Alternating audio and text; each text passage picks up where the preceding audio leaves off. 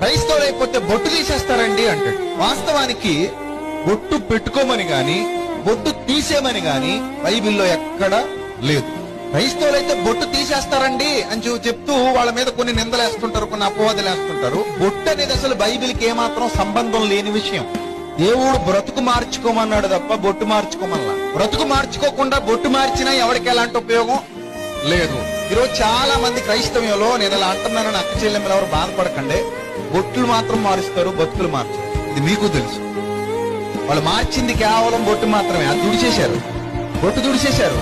బ్రతుకులో ఉన్న పాపాన్ని తొడవల, బ్రతుకులో ఉన్న దుర్నీతిని తొడవల, కనీసం మాటలో చండాలాన్ని తొడవల, బొట్టు మాత్రం తుడిచేశారు. సమాజం చూసినప్పుడు ఏమనుకుంటదంటే, ఇది మతం మారి బొట్టు తుడిసింది, బ్రతుకును మాత్రం శుభ్రం చేసుకోలేకపోయింది. నుదురు శుభ్రం చేసుకుంది, నేను శుభ్రం చేసుకో, మనసు శుభ్రం చేసుకోలేకపోయింది, హృదయం శుభ్రం చేసుకోలేకపోయింది అంటారు.